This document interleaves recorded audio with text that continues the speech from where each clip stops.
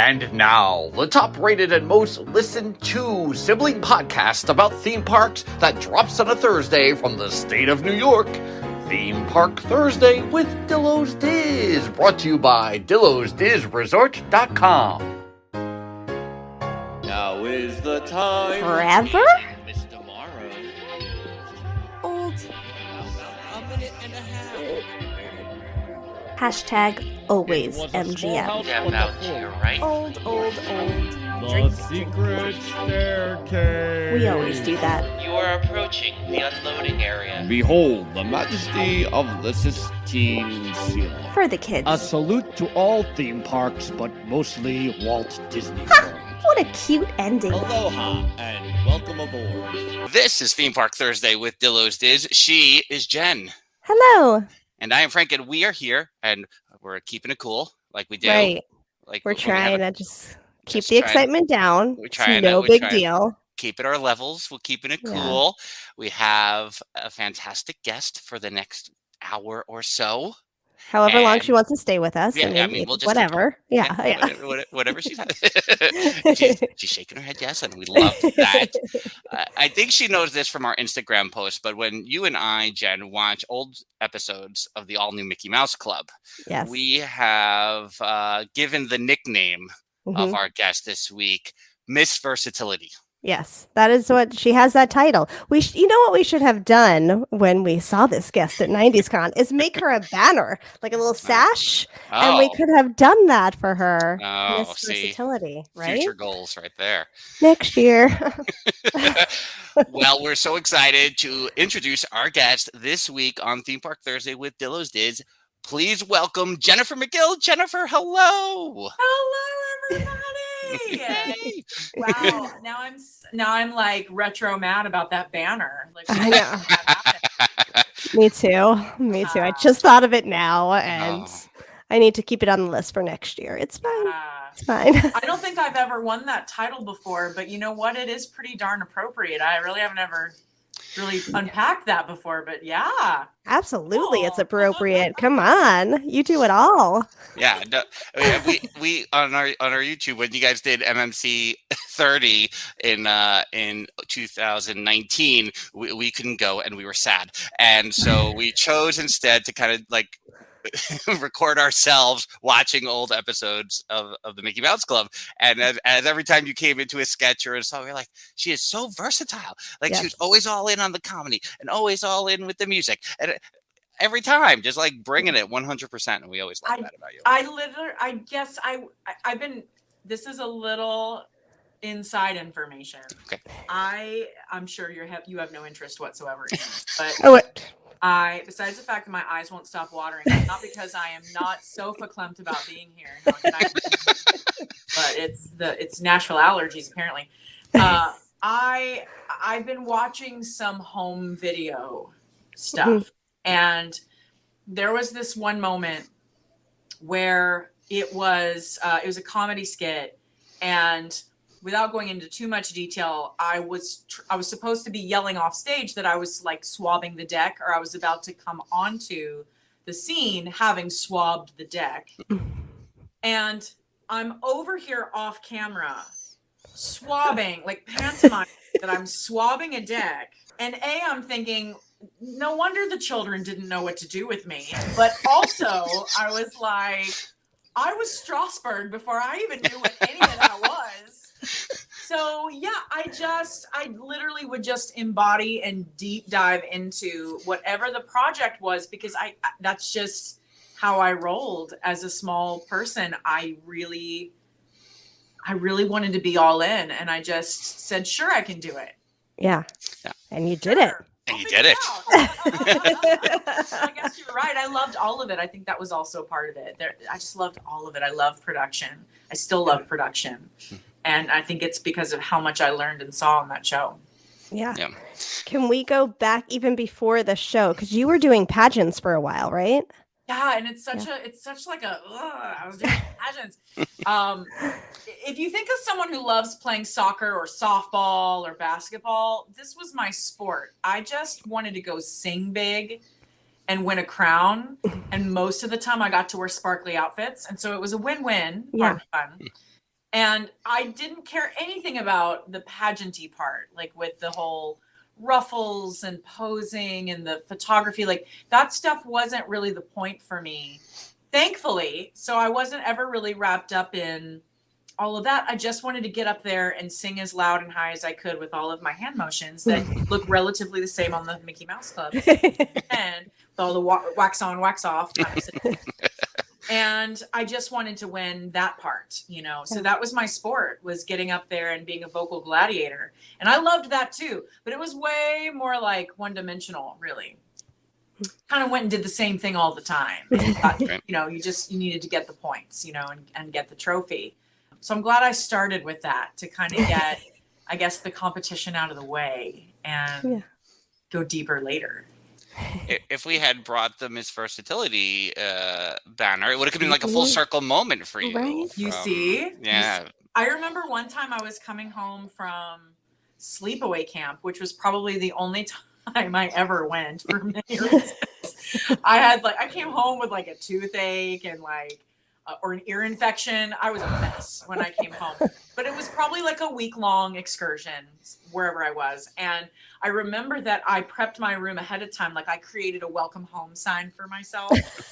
And I actually hung up, or maybe my mom did, but I remember when I came home, the cape that I had won from this like pageant queen situation, this cape was all like decked out on my canopy bed, like waiting for me, like to remind me of who I was when I came home dirty and limping, crying from my fabulous camp experience. So I have always found solace in fabrics and rhinestones. And that will never change. Okay. Noted for next year. I'm ready for this.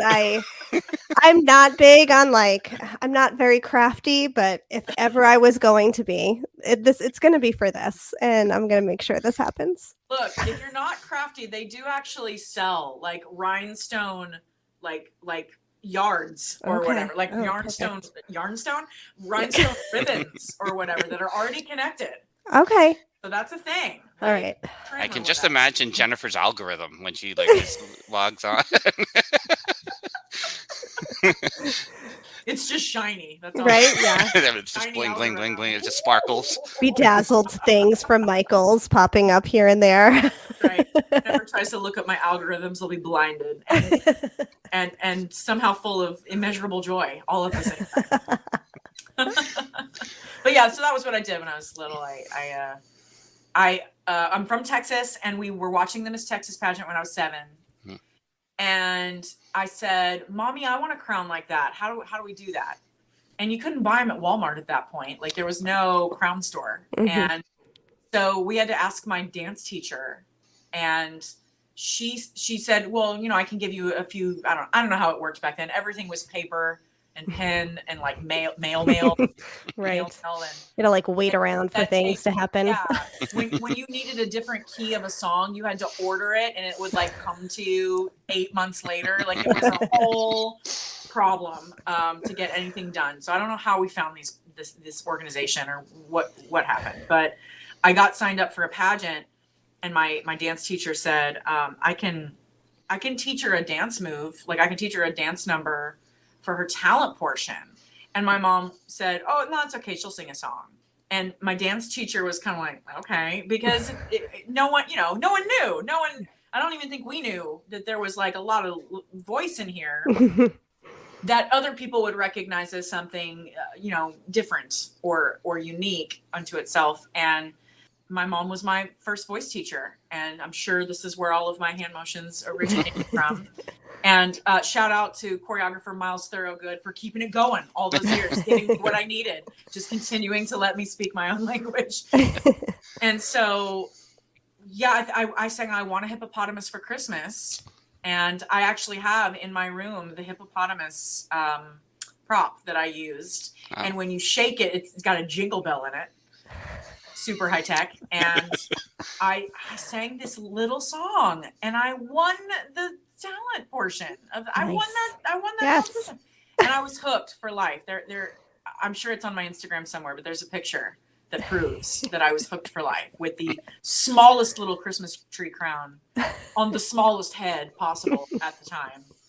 and like my little trophy, like done. And we never stopped. I mean, it was just on the weekends. It's kind of like now if you're like, well, me and my friends always go to karaoke on Saturday night. It was kind of that.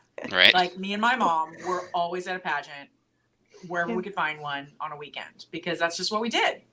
And I kept winning. I don't get it, but I did it. That's what I did. And so then, it's like, where else can we win? She sewed everything, right? She sewed most of my costumes. So she made this cylindrical pillow, like a hot dog looking pillow, where I put all my crowns, like, because I needed a crown pillow. Yeah. Of course. I had, you know. Yes. Yeah, it was the whole thing. And I would just choose which one I would play with. And I also had a plastic sword. So you're talking about like a Princess Warrior. Mm-hmm. Yeah. Before that was a brand or whatever. And I just went out there and fought trees with my plastic jeweled sword and my for real rhinestone crown. So that was my childhood. I love it. Yeah. You know what'd go really good with that crown and sword is Miss Versatility. A Miss Versatility rhinestone glitter sheeny banner from the future. Perfect. Yeah. I'm excited. So prior to like the Mickey Mouse Club audition and all that, did you, with the pageants, was it local theater, you know, drama club in elementary school? What kind of things were you picking up along the way also? So in preschool, which was some room in my local church with children in it and puppets and same. Mm-hmm. Yeah, like kindercraft is what we called it. I don't know why they were crafting us kinders. That's what it was. Okay. So kindercraft was a thing, and I memorized, I guess, the kids' version of the Wizard of Oz. And I vaguely remember sitting in front of everybody telling the story, kind of from heart, you know. And someone decided that they were going to do a play of it, or a musical, but probably a play with like a song. And I was Dorothy, and my mother had mom-sized silver shoes that she hooked elastic in so that it would hook into my heel. And so I flip-flopped around in these very large silver shoes. And when it was time to click my heels 3 times, it was like I was doing a hoedown. Like it was very difficult. And my Toto was a koala puppet, like where you can like stick your hand up in them. And like, I'm Toto. So that was my bear, or that was my dog and my koala dog. And I guess we did the show. So that was my first professional production. That was my first full production in preschool. And I don't remember having a thing about it. I don't remember being nervous. I don't remember anything but kind of those shoes. And it was just a little church stage. And so I think from there, like somewhere when my mom figured out, like I used to have a cassette tape. This probably doesn't exist anymore unless it's somewhere buried in the bowels of my dad's, you know, garage or whatever. But there was a cassette tape of me singing Twinkle Twinkle Little Star when I was 2. And I was on pitch. I was exactly however you're supposed to sing that, especially if you're 2. But I was right on. And the older I got, when I'd play it back, I'd be like, this is weird. This is really weird. But we didn't know at the time that was not usual. Our whole family was musical. And so I guess from that, you know, I don't remember if I did anything between kindercraft and 7 years old. It's muddy. That time in my career was very muddy. But I mean, I wasn't a career kid at the time. I wasn't into headshots or like, I don't know. I think I was on the cover of a phone book, like the local white pages. I think that I modeled for that when I was probably about 8 years old. We did sing for the Lions Club. I did a lot of local, you know, where just little microphone held, like, where's my track? Where's my tape? You have to make sure your tape is queued up just right, you know, because it's a whole travesty. If it gets, I mean, there was just all that random show prep stuff that I remember, but I don't remember who I sang for. I just would get up there and do the thing. I just remember coming alive when I saw that Miss Texas pageant and thinking, oh, you can get something for singing? Cool. Let's figure that out. Let's do that. This is a path. Yeah. That.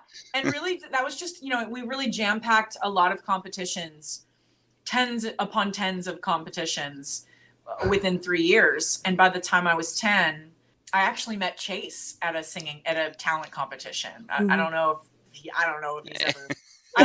I don't know who has revealed this. Chase talked about a singing competition. What did he see saying? God bless the USA. Is that? Do I have that right? I don't know. I'm sure. I'm sure because he had his whole Americana situation down. Had all of the fabrics, like all of the. He was so good, like so good. He was either about to transition out of this age range of the competition. Or he was the oldest, and he was right there, like either 13 or 14. I had just turned 10 on the way to the competition. So I was super new into that bracket of competitors. And this was a huge show where you had to have like at least 2 different presentations. So he danced for one and he sang for another. And maybe I did the same thing, or maybe I sang for both, because I think I danced once. I did do that conga, or the Miami Sound Machine conga. Nice. And I don't think I ever wanted to dance again. It was flawed. It was nothing. It wasn't as fun as singing. And my costume was all over the place, and I was just like, this is too much moving. I can't do it. I just want to park. This goes behind the hand movements. You gotta just keep it to the hands. Yes. Slapping me in the face, and I wasn't ready. So, but he had brought like more of a variety. And I when it came down to the end of it, there's all these conflicting stories, because I just remember it very specifically because I don't have any other memory of the competition except Chase trying to like freak me out. And he's just like, man, I'm so glad I'm dancing, because that microphone system looks really like it's not going to work. And that's where I learned the term psych me out, because my mother taught me that when I told her what Chase said.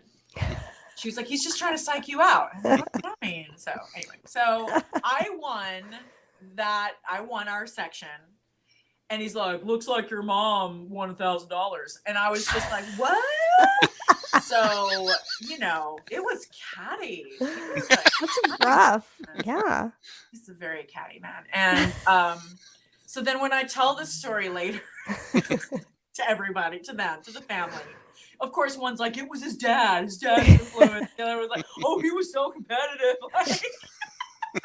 And Chase and I are like dear brothers and sisters. Yeah. Like we are so the opposite of whatever all that was. And so I just look back on it as the funniest story now that we're all grown, and it's not at all like that for real. Right. But that's the first Musketeer I met. When I kicked his butt.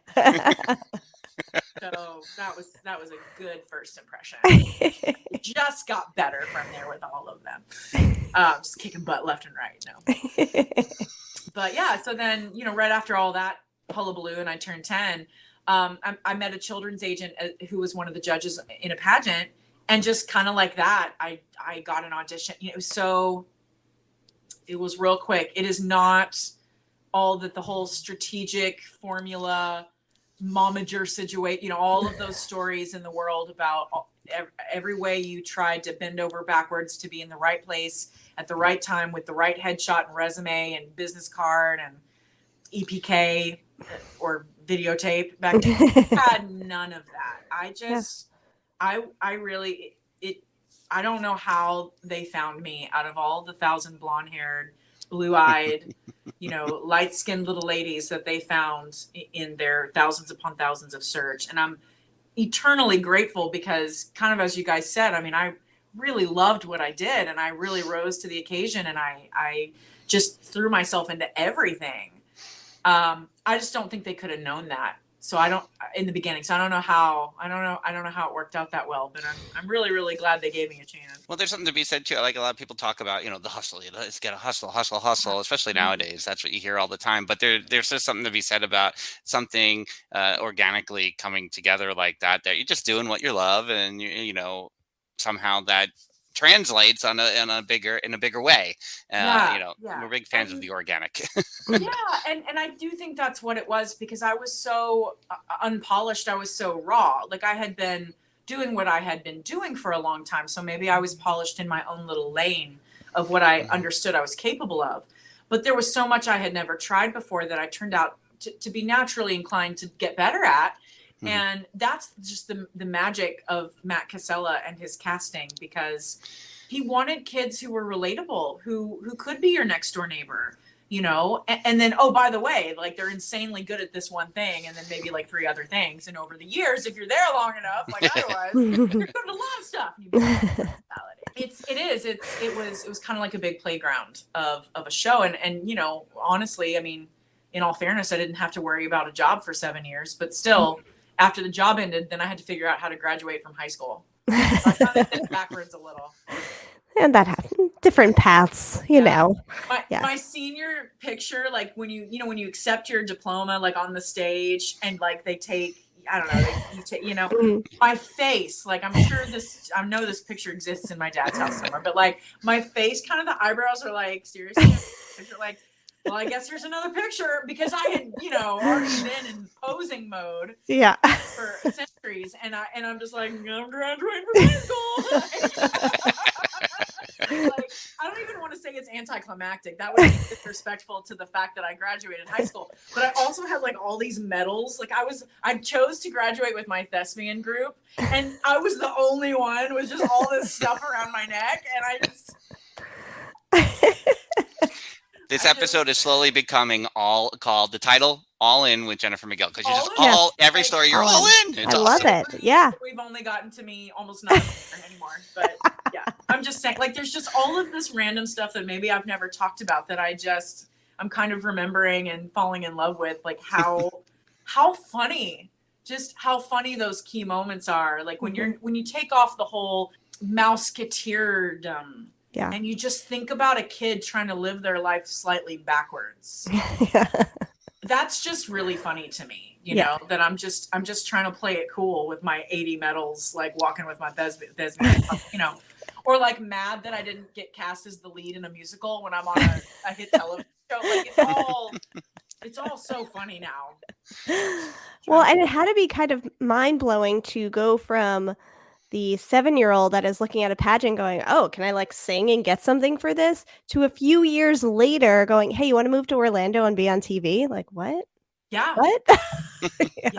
Yeah. It was just, and my family had no basis of comparison. We had nobody in the business, and we had never, like I said, this may have been my first audition. I mean, I might have read for a commercial or something little, but this was the first big thing. And technically Matt originally cast me in the movie Why Because We Like You, about the original Mouseketeers. So originally my contract was a movie contract. And so then they kind of had to shuffle me into the television series. So it was just so much at once. I'd never been to LA before, and that was where the final auditions were for the movie. I'd never been to Orlando before or set foot in a Disney park before. And I did that literally side by side with the executive producer of the pilot of the Mickey Mouse Club, like just, and I don't even know if that's copywritten for Disney or not. But, Kermit, he's affiliated, right? Yeah. Well, thanks, So it was just first after first. And so there was no comparison. Yeah. And now we're working in a park that wasn't even, opened yet, and you're driving your family's, I'm not, but my family's driving the family station wagon like past New York Street at night, and I'm like, how did we get in there? Why is our vehicle allowed to be like flashlighting New York Street, our camcorder, and what are we doing here? Like some of the video footage I find is just like no plants in the planters, and the cranes are still trying to put like the swan and the dolphin on top. Oh my gosh. You know what I mean? It's a little rough back there. There's plastic on all of post-production. Like I feel like Chase may have talked about your station wagon and driving around backstage a little bit, and even on stage probably a little bit as well. Yeah. I'm sure. I just don't know how. I mean, it's just the 80s. Yeah. I don't know how that happened. I don't know how none of us got stolen. Talk about how there were no microchips in our necks. Like there was no beeper. There was no walkie-talkie. We could just go in the park. Yeah. Yeah. And I can't believe, like, I would have never just strayed by myself. But can you imagine, like, Damon, Chase, and Albert, you know, chilling. And the only way they didn't get stolen was if they ran faster than, you know? It was a totally different time. I was Oh, yeah. I was a cast member at the studios from like 96 to 2000. So Jen would come down and visit. We're 7.5 years apart in age, and I would have to work, and she would just go roaming around the park. It was like, we wouldn't do that with our kids now. No way. It was a different time. Yeah. No, I always side eye any child, even if they're waiting by like a alleged bus stop. I'm all like, are you still here? Like, are you all right? Like, I don't know what to do. I'm gonna wait over here like a creeper. Yeah. Get on the bus. Like, I don't understand why you're out here by yourself. It is. Yeah. It's uncomfortable. So we mentioned our age gap, and I think I feel like one of the great stories of the All New Mickey Mouse Club is because of our age gap. So when it started, I was 15, 89, carried the one. About to turn 15, and Jen was seven going on 8, and we both loved it for different. It somehow grabbed us both. You know, it somehow pulled us both in, and a lot of that it has to just do with the casting of so many likable, like you said, the person next door, but the likability on, you know, the entire cast practically just jumping out of the screen and pulling you in. It really, the casting is I feel like a great story within this program. Absolutely. And I'm sure, like, I mean, I hope someone interviews Matt Casella at some point. I know he's probably like really under the radar. So I haven't personally spoken to him for many years.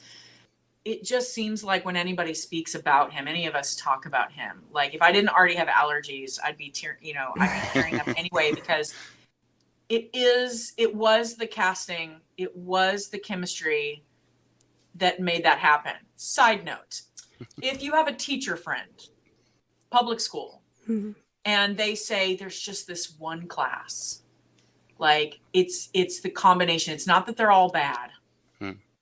But there's just the two talkers, and then it's the end of the day, and there's the one that always like shows up late, and then there's the one rebel, right? And then the whole group gets in trouble. And she's like, I don't understand how this combination has come to be, but it is the perfect storm, right? It's the opposite with the Mickey Mouse Club. We, like, if you had put just half of us together, it wouldn't have had the same like atomic reaction. And you've got some of us that just bounce off each other. And, you know, even though I like to say that really at heart, I'm kind of a still waters type of lady. Like I really am introverted, and I do long, deep, quiet thoughts a lot. I do. I'm not hilarious most of the time. I'm very chill.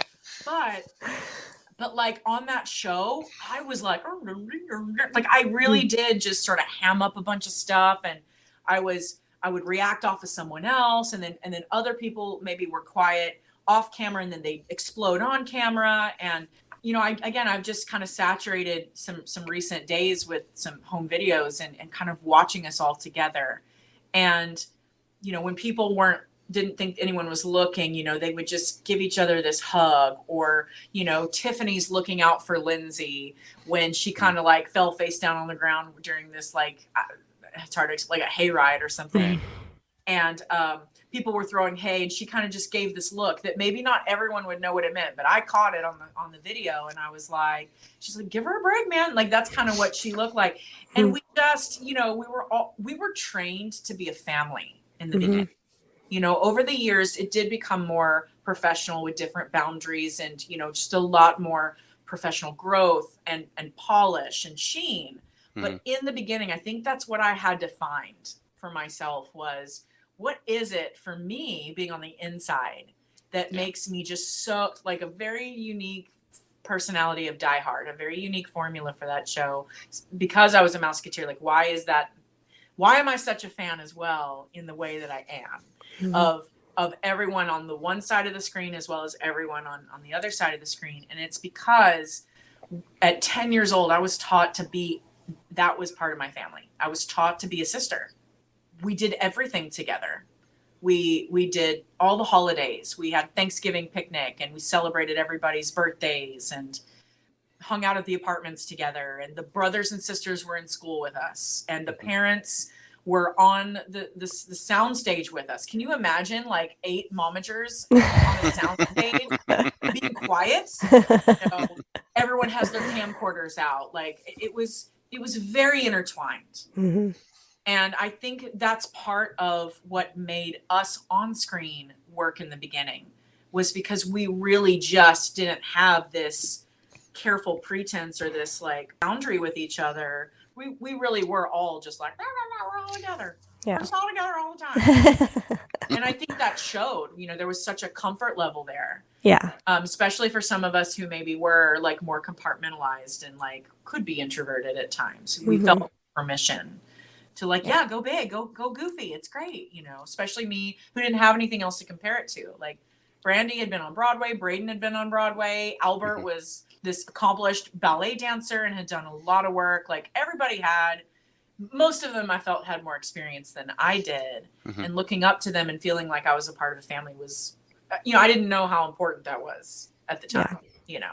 So that's what I saw. And I think that was the point. Matt wanted it that way. Yeah. Matt wanted us to be all different, but come together like we did. And he wanted you to see that.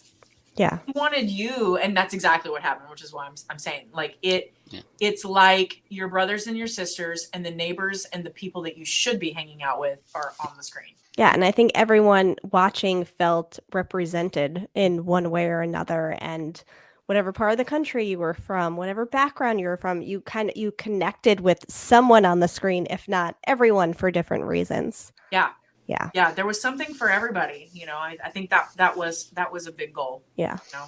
Is there a particular story or time like that you were just as a group, it doesn't have to be the whole group, small group, just hanging out in the parks like for a day, riding the rides? Is there something in particular like where you were let loose, like you were saying, like what are we doing, that stands out to you? Well, it's funny because I never like escaped into the parks. I'm sure it happened. I think like one time, like the nuttiest thing I personally ever did was, do you remember that they had those cardboard cutouts, like, or there was like a photo op station and it was like life-size colorful cutouts of us. That was my 8th grade outfit. Like it was the crocheted orange crop top sweater thing over this like flower. I know exactly what you're talking about. Onesie, okay, and probably like white Keds, with like the overbang. It's very similar. It's a very similar structure of the hair. Just, you know, we weren't shaved and we weren't lavender at the time. But I remember I was coming out of 8th grade, and I'm sure I bought that outfit like at the, you know, post season garage sale. Which is the best thing ever. You get to buy all your clothes. And but we took our pictures for the year, and then that's what they used. And so I got into the same outfit, and I went and took a picture with myself like during park hours. That was really nutty. And like the people who were around were like, what? We weren't trained back then to see it quickly because there were no cell phones. So it wasn't like we were like, oh my gosh, that's happening. I don't know what, you know, oh my gosh. Yeah. It was just more like, hey, is that like the same outfit is on the picture? That's weird. Did she know that the picture has the same? It was that. So no, everyone was real slow trying to figure out what was going on, but it was very exhilarating because literally, who can do that? Like walk out into Disney and there's a thing dressed that's you, and you go take your picture. So super surreal. I have nothing else to compare that to. But so that was weird, and it was right outside our dressing room, so I didn't really venture out very far. And I don't have a lot. Like I have high school friend stories in the park. Like I took Joey Fatone on a date to Epcot Center. You know, we need to do a deep dive into your relationship with Joey, because what's funny is there isn't that much depth. You know, like, but I'm happy to talk. He's one of those dear friends that just, it doesn't matter how little or how much time you spend. It's just, he's always going to be Joey Fatone. It's always going to be Joey Fatone. Yeah. And it's always fine. So yeah, I'm super, I think it's funny that like, I don't know why that's such a thing. I don't know. You mentioned it at 90's Con, and poof, you lit a flame. And it was, People.com picks it up, and I'm like, you guys don't understand, we were friends. Like, we were friends. Like, sure, we went to prom twice because it was safer. There was no drama. Like, we just went as friends. So, Yeah, I think people were trying to create a scandal from that story at 90's Con. Like, what do you know? They're both at 90's Con. What will happen? I'm like, I don't think anything. I think it's just. Yeah, well, because we were both. Well, that's really weird that we were both 90's phenomenons. That's weird. Yeah. Because by the time I was graduating from college, he was a phenomenon, you know, and I had like just grown up on a phenomenal show, right? And so it was very strange that all happened in the same decade. Right. My joke about Joey is that he was a ladies' man and had everybody drive him around before he was a boy band member. So nothing changed for him. So he's always been the same. Nothing changed. But my one park story is that I remember I went with some of the young batch, the season 6ers. And I was with Christina Aguilera in the same. Who is she now? I don't really remember which one she was. She was the little blonde. Oh, right. She had competing ringlets all the time. That's almost the only thing we had in common. About it. My toothbrush. You remember it was that little one. That was her. Right. And she sang a little. Oh, all right. That's what she did. She parked and barked very, very well. Very well. She did a little song. So she was like 90 pounds if she was 5 pounds. And we're testing out the Twilight Zone Tower of Terror ride, which can I just say will never get old for me. I love that ride dearly. Yeah. It was the creepiest thing I could find on Disney property. I love creepy things, and that was just really, really exciting. So we're on this ride. Now listen, I'm not trying to like make fun of myself. Honestly, I'm a petite Amazonian at 16 years old. All right. And she is not. She is a petite. She's le petite. And so we're trying to put the bars down, right? And like if I put the bar down and almost sever myself in half, she's still clubbing in the seat. She can do like spins and tuck her knees under herself. And so I was kind of worried. Like, I don't know how to help you not fall out of this situation. Yeah. And so I just kind of kept a mom hand close, right? I was so focused on her, I have no idea who else was with us. But a few of us had gone to test the ride. The other funny thing is that when you're in the line, it's all employees, right? The employees are testing the rides first and stuff, but you're still in a line to get through the ride. And it's employees and then us kids. And I can only imagine, and you know, I would say, Frank, the whole, like, you're looking around like, and you're like, should I ask them for their ID? And if they had, I would have been like, oh, like poor Christina, like it was nuts that we were allowed, you know, to do all that. And it was very exciting. But again, you can't compare it to anything. Like, I don't know any other children who did what we did in the parks with our silver passes and blah, blah, blah. So we get on the ride, and then I know, because I'm excited because I know it drops, and so I'm like waiting. And she does. She just levitates, like she's levitating in the car, and I'm just trying. Like, don't, please. I don't want to get in trouble for losing you in this ride. Please do not fall out of this vehicle. And yeah, that was it. It's just a levitating Christina Aguilera. It was stressful. Yeah. It was stressful. You were put in it's a predicament. I'm thinking of that.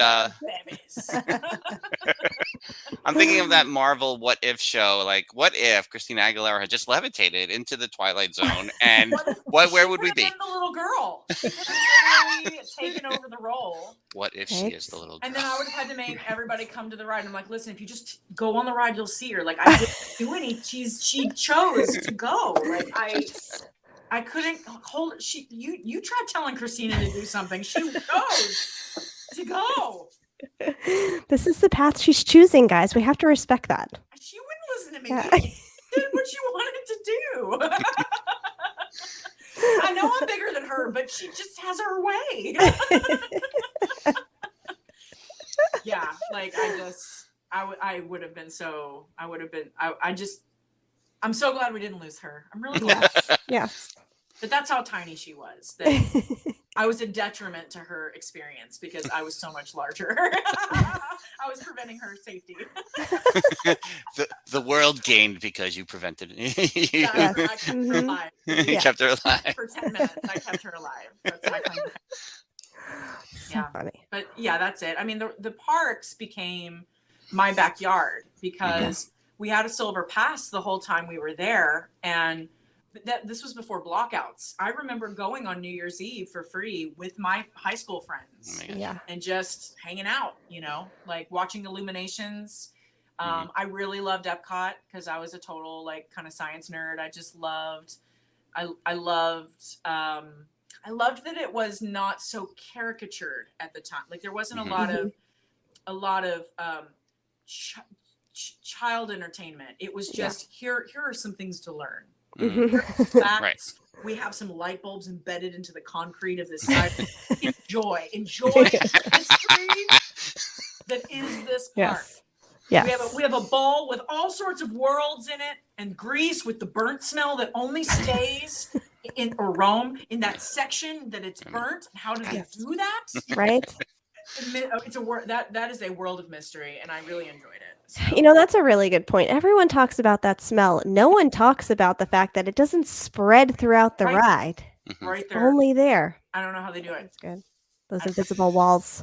Yeah. And I wonder how many people went through that ride before they stopped saying that video chats were a thing of the future. Like when? Right.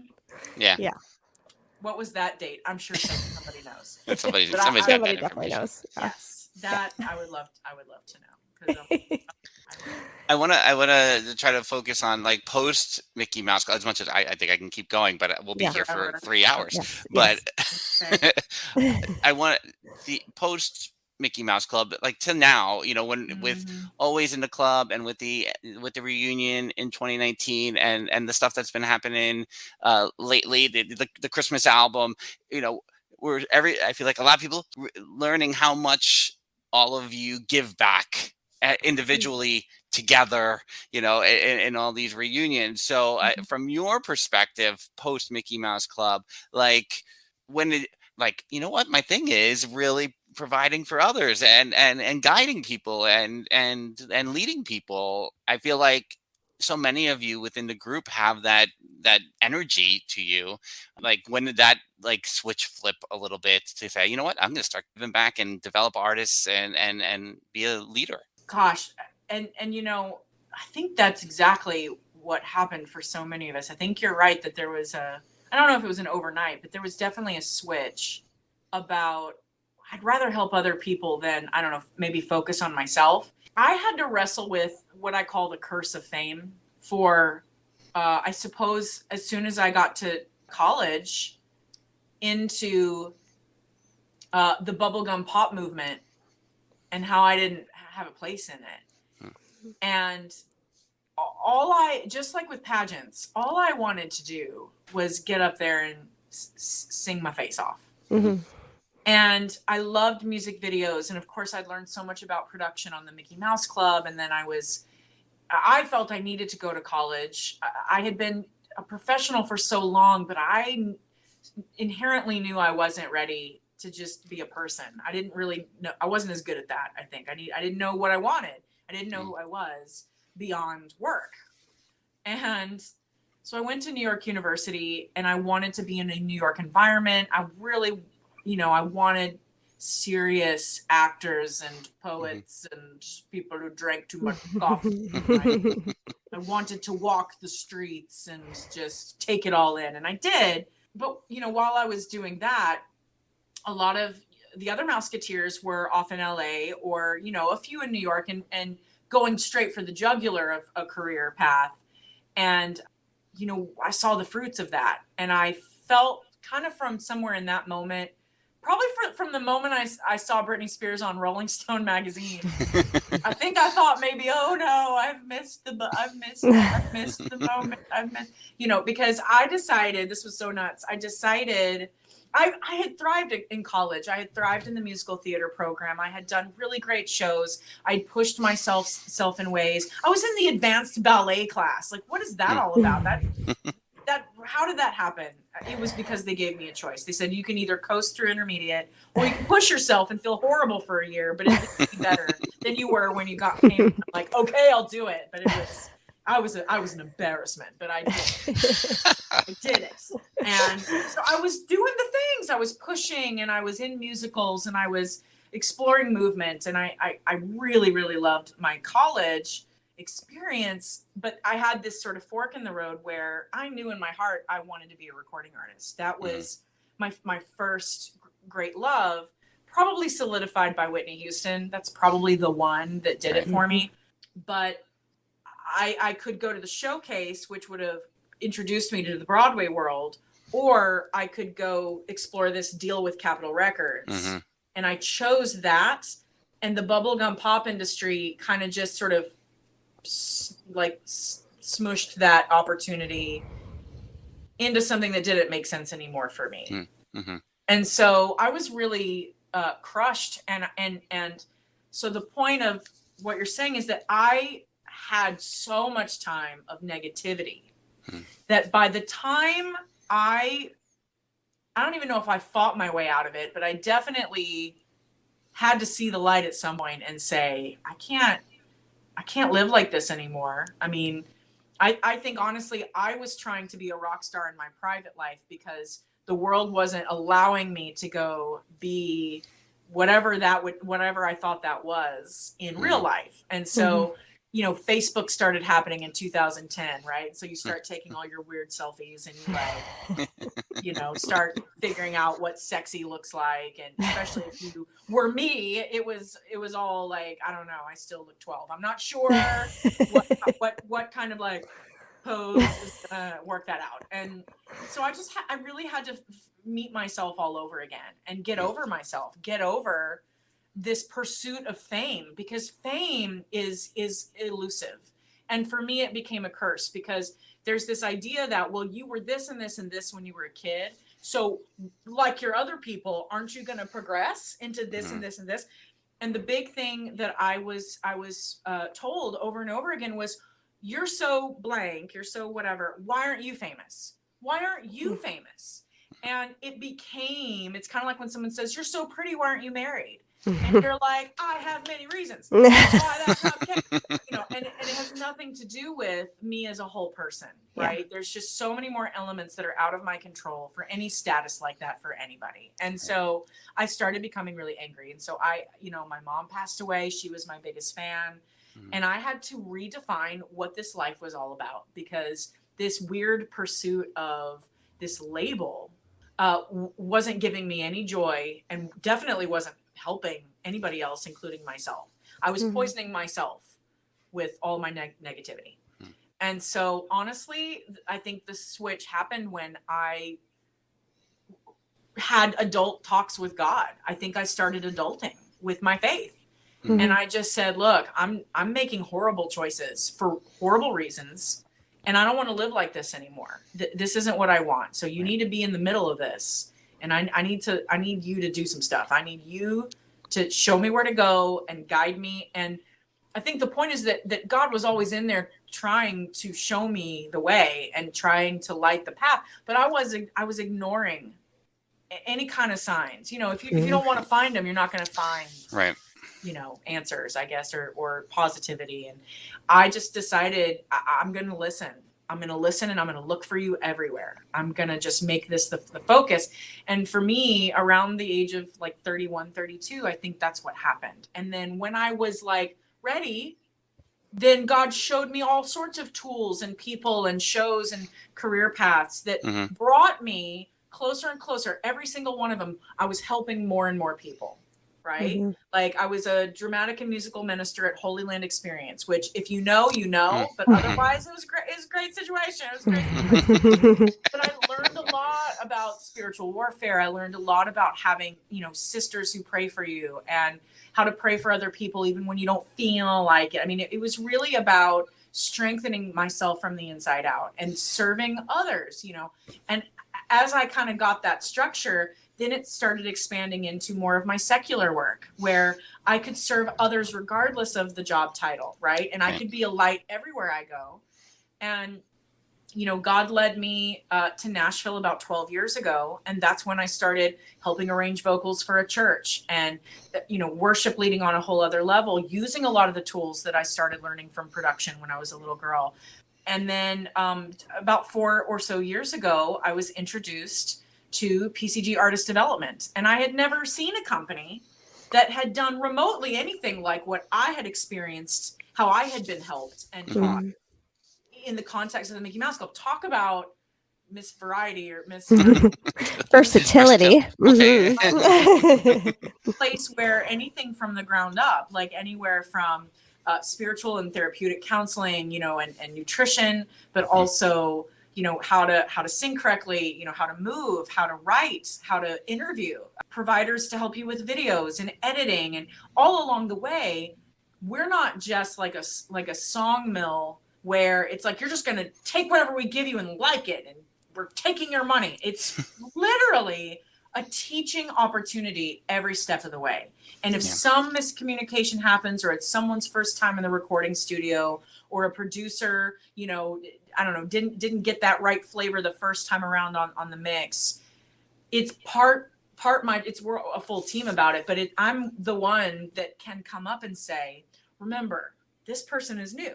They're just starting out, and you have this really special opportunity to show them the way to talk to a producer, to show them how to ear train about which drums they like, or why they don't like this, or why they love this. Why does that song speak to them when it's someone else's song, but that drum set in their song doesn't make sense for their music? This is the purpose, right? It's development. And I think that's why I fell in love with it, because you can go anywhere and get stuff produced, and you can go find people to help you do all the things. Right. But to have a true team who helps you build from the ground up, and we work with a lot of underage artists and their parents. We work from the ground, we work with people who are established bands who just need a little bit of extra stuff. And to me, having that teacher and nurturer portion of what I do and my identity in this company, I didn't even know I wanted that until I was here. You know what I mean? That really just went, that was my aha moment of all of the years I've spent in the trenches. I've learned how not to do things as much as I've learned how to do them right. And so I say to these young people, okay, so you're hormonal and you have homework due on Monday, and you've got a video shoot, and you're bloated, but your hair's not right, but you still have to lip sync. So let's break this down.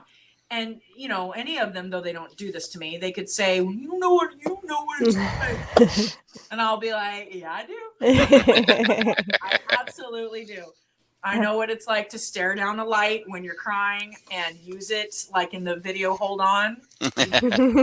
Really are, feeling the feels, and let the tears come. And I know what it's like to feel out of control, or to your lines change every 2 seconds, or you've got a deadline, or you're pressured, and you don't want that one guy to think you're weird for doing this video, and you don't want them to talk about you like you're conceited when you really are just trying to explore your art at 13. I understand. Yeah. I get it. And I feel very excited that the few people in the world like me can help somebody like that. I'm in a place to help. So that's my specific journey from there to here. But when I get with Always in the Club, and when I see, I think the first thing that I experienced with Always in the Club is that they brought me out to celebrate in LA when Tony was on The Voice. I think that was my introduction into an event. I think that was about 2013? Yeah, maybe 12, 13, somewhere in there, right? And it was so much fun to see these adult versions of these children that I grew up with support Tony, and to talk to them. It's the first time for most of that I'd ever seen any of them grown up. And there was a moment, I know it happened at MMC 30 for sure. I introduced 2 Mouseketeer women who'd never met each other before. I'm like, hey, from season this. And I'm like, this is so, because I was always one of the littlest to season 6. You and Lindsay were like the constants. Yeah. And I always would hope that they bring in younger kids so that I could be one of but I didn't expect them to bring in a a pint of milk. Like, and they were so little.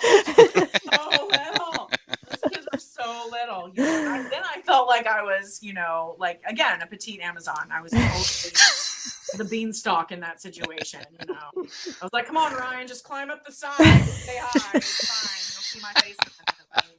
They were so little. But until then, you know, I did. I felt like I was just sort of one of the little kids, and kind of always behind the social prowess or whatever. And to come of age and to be together where it didn't really matter a few years here or there. And to see everybody, I think that whole family thing started coming back into my system where, you know, it doesn't matter how much I know about them now. They're still my family, you know, and we'll, you know, continue to grow more and learn more about each other. But I mean, then after that event, we went to MMC 30. I think that's the event where I understood that whatever your vocabulary is for it, I saw us as a ministry. I saw us as we are now accessible to the point, like in my case, especially at 90's Con, someone would come up to me and say, now remember, like, I mean, I guess I haven't talked about it here as much, but in the very beginning of times, well, I said it a little bit, like, what are these kids don't know what to do with me. Like, they don't know, right? I am just so marching to the beat of my own drum. I didn't realize it at the time, but now I'm trying to figure all that out, right? Like, why was that the case? Or, you know, falling in love with that little kid the way I was, you know, really enjoying that I was just, you know, a good little unicorn. And I see the struggles that I had on the show.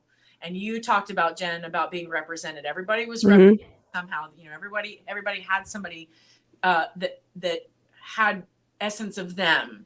Yeah. And for better or for worse at the time, I really struggled with, you know, identifying as a bigger girl. You know, I wasn't super happy about that because I wanted to be just like all the other ones, you know. And, you know, there was a lot, and I've spoken about it before, how there were moments on the show, one of them for sure in production, like a private meeting, where I was encouraged not to gain any more weight, but I was 12, and so you can't stop. You can't stop a growing girl. You can't direct how that shape's going to work for the time being. And so I really struggled with that. It's different now, you know, I see it from a different perspective, but at the time I felt really lost with that.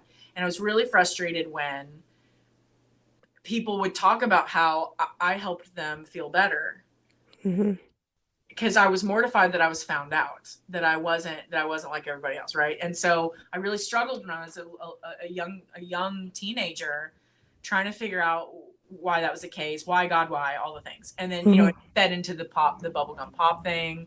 It fed into also, you know, why, Lord, why make me this way and make me a shape that won't let me be famous? Like, it was a whole thing. Yeah. And when I got out of that and then was in this new journey of really serving other people and finding people to uplift and finding that family and remembering all the good times and all that, you know, multiple women came up to me at 90's Con and said, you were the person that helped me get through high school because you looked like me. And I can't tell you how important that was. And it was like cry fest after cry fest, like sermon after sermon, where I'm like, listen, we are all made on purpose. And I certainly didn't understand that when I was on the show. And so the fact that you were blessed when I was just torturing myself is great. Like, I'm so glad that the light shone through, even if I, you know, was still figuring out all of that. But if nothing else, like, I believe it's worth it, you know, for however we feel about it. Everybody's got a thing, right? Everybody has a thing about what they look like or whatever. But in my case, I am so thankful that it's for a purpose, right? Like, if this isn't my, like, whatever, however I grew up, if this isn't my ideal whatever, right? If I wish I looked another way, I feel like a lot of people feel that way about their hair. If they have straight hair, they're like, why can't it be heavy like yours? Like, why can't it be red? And there's just, it's, to me, I feel like we all have that kind of vibe with our bodies. It's really not like there's just one beautiful version. But we always sort of long for maybe what we don't have. We always take someone else's best and compare it with our worst. And it's so unfair to ourselves, right? And I'm absolutely in that category. But these women coming up to me, it was a whole new version of ministry, not just to them, but I heard from God on a whole new level. That just me trying to live my life and be okay with myself and the way God made me, which was out of my control, helped so many people even today. I can't even wrap my head around how crazy awesome that is, because you still wrestle with, well, this is the shape I am, Yeah. And I want to be really transparent about that, because day to day I'm okay. I'm fine. Like, fine. I'm adorable. I'm a good person. I'm a good, lovely person. I don't want anyone to worry about me. But I feel like it's really important to be transparent about those feelings, because they last. That's a seed that I let grow for decades. And nobody can expect, if they're in that same boat, to just rip it out once and it's gone. Just like unforgiveness, just like trying to wake up every day, forgiving somebody or some situation. Everybody's got something that if they're really real with themselves, it could take them down if they don't look it in the eye and say, no, you're not going to destroy me. So I want to be really transparent about that stuff, because the Mickey Mouse Club was kind of the best thing ever, but it was also the beginning of a very difficult developmental thought process that I had about myself and why I was never good enough. Yeah. And unfortunately, it had everything to do with the outside. I love my inside, and it's just important for me to say that I can't think of any of that journey without thinking about the ministry side of it. I was made for such a bigger purpose than just to be a Whitney Houston. Yeah. That stuff's great. Yeah. That's great. That's a different level of being able to speak to people.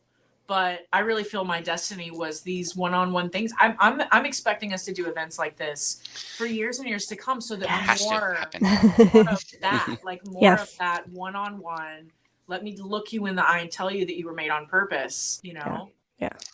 Well, and I appreciate you sharing the story of the transition because during those years, I mean, for any kid in middle school and high school, you're trying to figure stuff out. Your body's all weird. You're looking weird. You don't know what you want, where you're going. Everyone's in your ear about different things. And so to be doing that while in the public eye, and then to just go, okay, now go figure out your life, is like, what do you mean? And it is a tough transition. I can only imagine, because I don't have the talent you have, but to have that talent and to be like, yeah, so this is just going to continue now. And it's a hard world to be in. Like, you're sure you should. Yeah, exactly. Make $1 million off? No, we won't. Right. Okay, that's cool. I'll go find some Spanx and I'll come back. Crazy. Sorry to interrupt you, Jen, with a joke. No, you're fine. No, but it's a crazy world. It's anytime I hear stories like that, it's I don't know.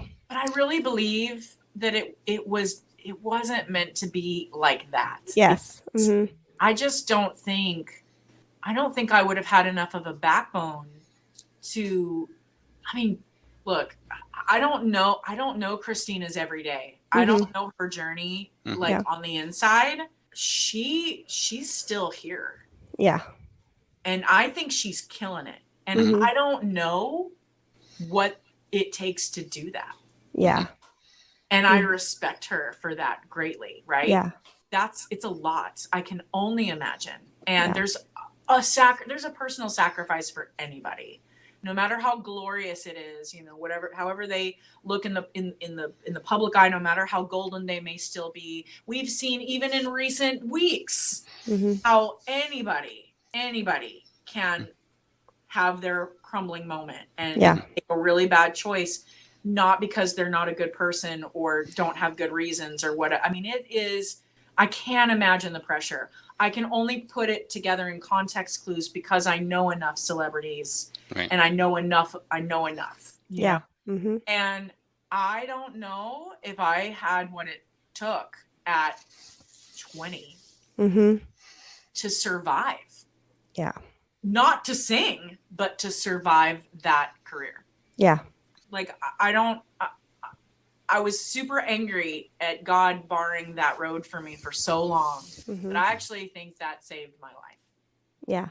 Yeah. That's And okay. and it's awesome what you're doing now and how you took the good parts of the Mickey Mouse Club and everything you guys did learn, because it was such a unique experience. And from anything you've talked about or what Chase told us or anything we've read, the family environment that was created and how much you all got to learn on set, behind the scenes, in front of the camera, behind the camera, is amazing. And it's so cool now that you get to share that along with having gone through your own personal growth. That I think that's like an amazing combination to be sharing with people that are just starting out now. Yeah. And even though, let's say the times have changed and you don't have 8 people in the engineering room in a recording studio, and you don't, I mean, I've been on news sets where there's automated cameras, like nobody's there. I mean, I get it that times are a-changing,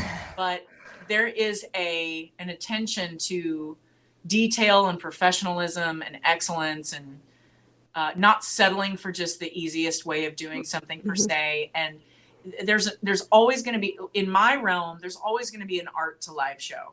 There's always going to be a necessity to drill, to work on your muscle memory, to work on your hand-eye coordination. Like for the women, what are you wearing? How tall is the stage? How short is your skirt? Like these things are always going to matter. Yeah.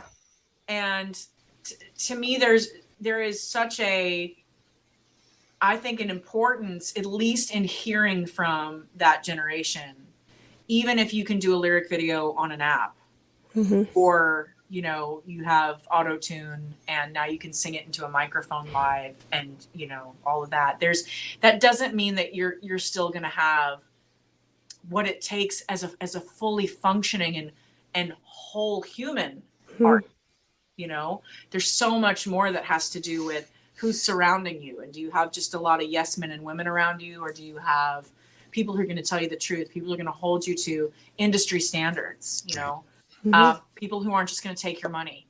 It's all, or take advantage of you more personally, which is just, that's what showbiz, unfortunately, has a lot of. I mean, we've started unmasking a lot of that kind of stuff, in the last few, and there's so much hardship, and there's so much that young people just aren't ready to digest.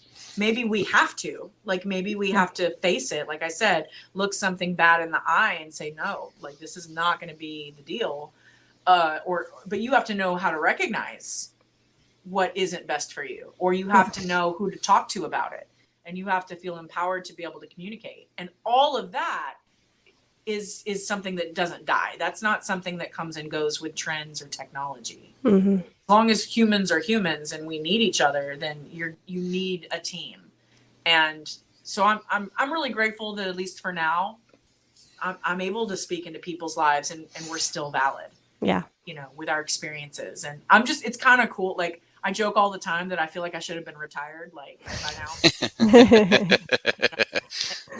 and no, it's not. And I'm like, I just want to go to a tree house, live out my old lady life. Can I just do that? No, because that's still my young 40s cool. It is. I feel like I've been doing this forever. I really do.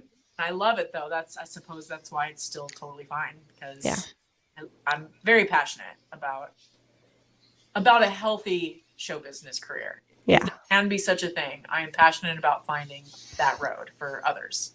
Even just looking at your Instagram posts over the weekend, like, you see it, and when people are doom scrolling, then I come across your film, I'm like, this is what I need. I need this burst of positive, and I think, going back to the Mickey Mouse Club, in some ways I feel that the show taught both Jen and I think, in our own, we figured out who we wanted to be very quickly and who we are, even though you get those obstacles, because we just felt so many of you were your authentic selves on screen.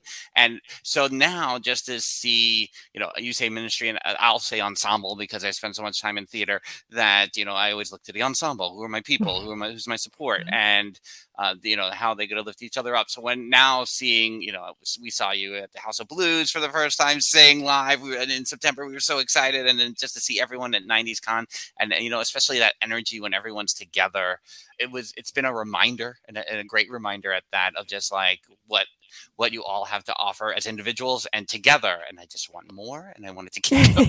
Like, I'm like, what's next? What my creative brain grows and goes like, okay, what else can they do?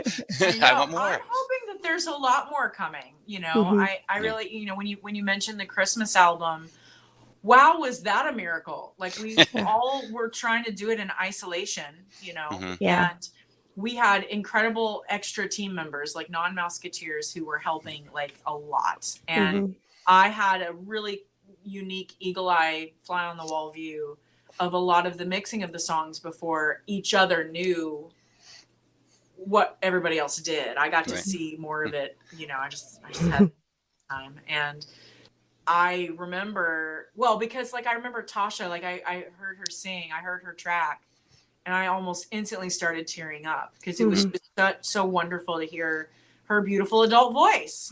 Right. And Tony's always great, but he always reminds me of Sting in moments like that. That just sounds like a Sting song, Right. So I just, there's just all these colors of us, in this album.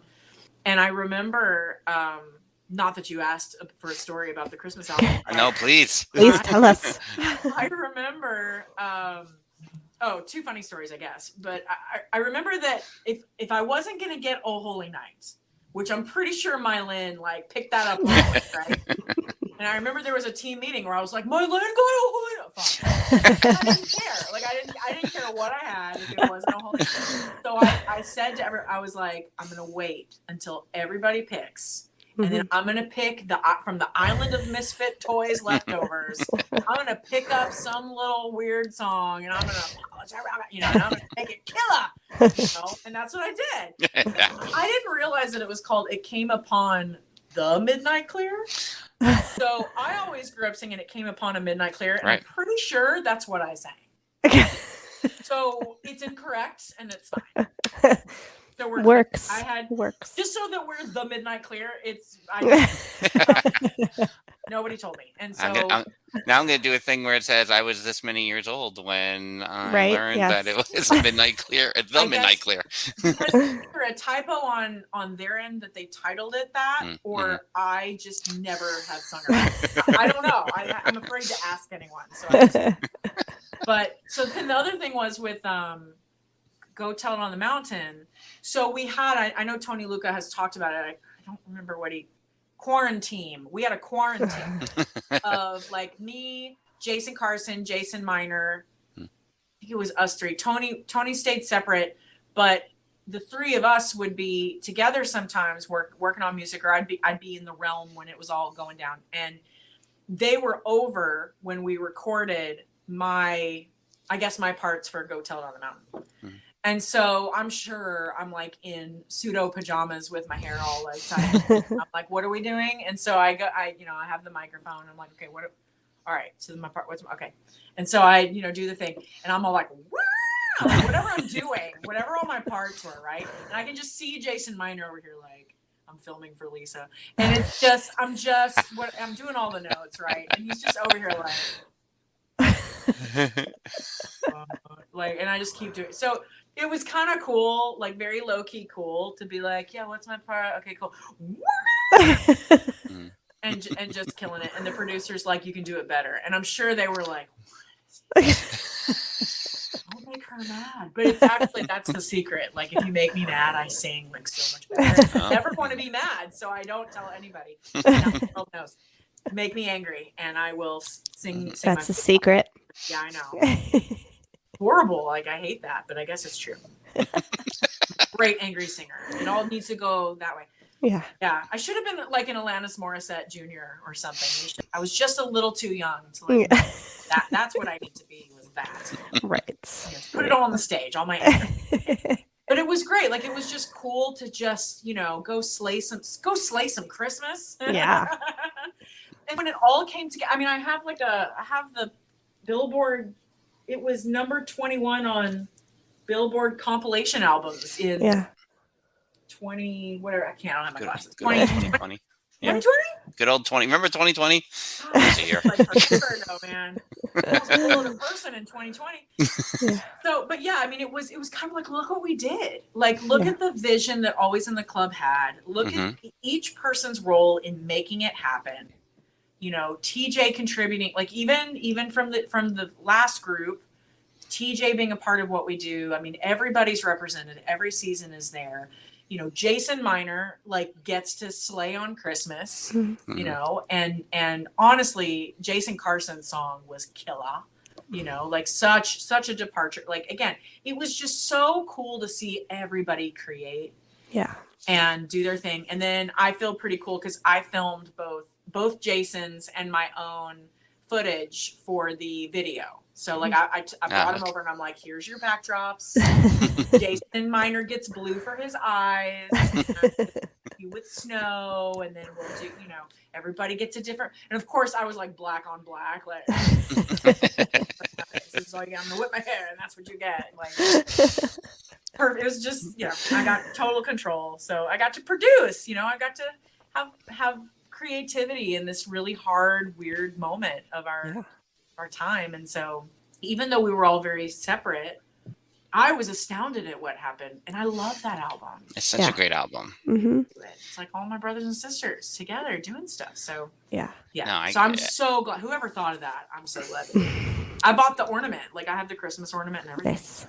No, and just I mean, if you think of like in a 15-month period, even just the from the Christmas album to the House of Blues gig to the 90's con, and the world is the world. So I feel like I need this jolt of what probably kept me from being a complete insane teenager. Like now, I feel like, oh, this is what's got me back then. So seeing it now is just so great. It's kind of like the 90's was the last kind of sculptor time, like where you actually had to get the chisel and the hammer, and now you can kind of like CGI it, or it's that printing stuff, like you can print it or something. The 3D printing, Just, you know, that was the last era of we couldn't kind of cheat, you know. And look, I love all that other kind of art. I'm a huge CGI fan, and I'm sure if I ever met a 3D printer, I would love it to death. But there's just something about that time where, like you said, it was this authentic, you know, kind of from a human, straight out of a human. Right. Everything had to be crafted. Yeah. And you were responsible for what came out of you. Like you had to show up and do the notes, and you had to do them again and again, and then you had to do them live. And I mean, I remember being out of breath on the Niagara Falls stage, you know, singing with a scarf and, you know, killing it for New Year's Eve, and meeting Alanis before she was Alanis Morissette, and like having to show up and do the job and sing into a microphone while you see my breath outside while I'm doing the running man. And keeping a scarf on, like it was very confusing. My body was very confused. I'm warm and I'm cold at the same time. You know, there was a lot of work put into the 90's and so much beautiful raw creation. And I just think it was the last time. I think it was the best documented of all of the decades when that was the way. You know, it was the last decade of that. Well, and I think on the Mickey Mouse Club, you know, what we felt of all of your genuine personalities coming through the screen, I feel like we have only just seen that now that we've gotten to see you guys at House of Blues, and more so at 90's Con, where it always felt like your appreciation for fans and for those that were watching the Mickey Mouse Club and grew up with all of you, to now there you can feel I'm trying to think of the right words here, but the connection between, like, the dropping the fourth wall, and there's a connection there. And so for you to come out on the stage during the after party, and you are the one that got everyone on their feet, because everyone was still kind of like, should we dance? Do we do something? And you're like, everyone get up. What are we all doing? Let's go. You need to sing these songs with me. Right? And you're doing your thing of singing your face off, and everyone is loving every second of it. But it's just, and it all felt like this big community of like, this is amazing that we're all here and this is happening. And it was awesome. My favorite part of all of that was first off, I sang the Fuji song. Mm-hmm. And I've probably that has never been a part of my set list except maybe at karaoke, rightfully so, because it's a great song. But I never would have taken it upon myself to be like, oh yeah, I should sing this song in front of a whole bunch of people. And I think because it was 90s and I literally did the Google search and I'm like, are there any fast songs in the 90s that I can sing? Like, and I came to that one and I was like, oh yes. My favorite part, because, it wasn't a proven concept yet that one was going to work. And I'm all doing the first chorus and I hear one time, like everybody.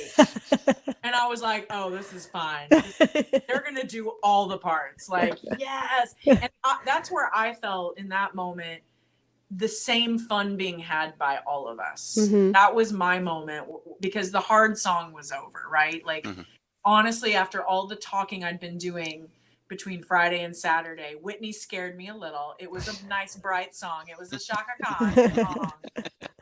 That one I wasn't sure about. Tony literally saved the day. Tony said, you're doing it. I'm like, but after that one was done, it was this whole just this song that I loved so much. Everybody had sung it on the radio, and I just knew all the people out there were going to sing with me. And that was my moment where I was like, this isn't like we're all just la la la together. And I just felt like I was just one of you guys, or vice versa. Like we were all just there, like it was karaoke. We were, your turn was going to be next. Like, and the other thing that I love about that, I already told you about everyone, when I talked with them about sharing our stories, that was really important. But I think, it's the backstage life, right? And I can't speak for everybody else. I still want to have more perspective on this. I'm digging. I'm trying to look at things in different ways. Right. But I would say in general, the way the script would go if we all had the same script would be, I'm probably going to totally mess this up. I'm exhausted. And then you go do the thing. And then you come back and you're like, I got through it. And everyone else is like, and you're like, I got through it. Okay. Like, it's like, we're never satisfied. I don't want to speak on behalf of everybody, but the collective, right, is that the way we were raised and the way that we are, we're never satisfied. We never think we did it well enough. Never think that we got, but I do think that that's balanced. I think it's this seesaw because it's balanced by what we receive from everybody, like not just our brothers and sisters backstage who are like, you're stupid, you killed it, but everybody out there who are like, oh my god, and and just all the love that we get after, and that people keep showing up for things, and they have their stories and they bring their memorabilia and they bring their childhood memories and they want to connect. Like that balances it out. But I think just by ourselves, we never think, like, I always walk away being like, oh, I was a total train wreck. Oh my goodness. It's crazy, right? Because I coach how that's not the case. Right. I coach people about anxiety management on stage, but it's truly from experience, because I was so nervous at House of Blues. I was literally plugging my ears during Tony's first two songs, making sure I knew my words. Like, shut up, I'm practicing. Tony, no, it's me right now. Like, I was so nervous, because that was the first time we'd done that song together. And I was going through a lot of just personal life stuff, like a lot of change right then. And I know it looked great. Like, I know that it sounded the way it needed to sound. And I know that you all felt the love, and I felt the love, and I felt the love from Tony. And rehearsing was I love rehearsing with Tony. It's so easy, but also so like differently deep when you rehearse versus when you're out there, it's all a joy. But also I was so uncomfortable, and I don't know why that's the case, but I like talking about it. Because I don't want anyone to think that I'm a superhero or that I'm like, oh, it's fine. It's hard. It's work, and it's a sacrifice to put myself out there, especially when I don't feel 100%. But of course I'm going to do it, especially for you guys. Of course we're going to do that. And I think that's part of that circle. I think that's part of what you feel. Yeah. Of course it makes sense to go out there. You know, someone's in real estate now, or someone, you know, has 3 kids now. Of course we're going to come out and do. Of course we are. You know what might help with the anxiety is a sash that says Miss Versatility. So when you're up there, you're like, hello, I'm wearing the sash. So obviously I'm killing this. People have given me, as long as it's not an actual tank top that's too small for me, I will never look. You know what the hardest thing is? When someone gives me a shirt they want me to take a picture in, and I'm like, thank you. But yeah, so nice long sash. Brings it all together. Working on it. Jen's putting it on the list. She's gonna get really crafty really fast. But my mother, like, she was so crafty, like, just could create anything out of a glue gun and some sequins, right? Like, she could just, you know, help you make that sash. Like, she was so ingenuitive and so creative. And you know, she passed away when I was 24, and her funeral was full of strangers. There were so many people I had no idea who, her students, like the parents of the students, like faculty, people that just loved her so much, that showed up, you know, that I had never even met. And I like to think that I have that, I would say, magnetism. She had a certain light about her and a certain magnetism. And I think that if I can have that same kind of effect on people, I'm helping. You know what I mean? Right. So I do think that even if I meet someone only once and it's in passing, if she's in and around that moment at all, you know, I think all the best of her still reaches out to people around me. So I try to fan that flame a lot. I really do, because, you know, once I got rid of the whole, oh, I want to be famous thing, I refused to replace it with something as self-centered, you know, just something else that's self-centered again. And so I really, really push to live out that purpose of, I just want to help people. Like, literally, you could carve that on my tombstone. She just wanted to help people.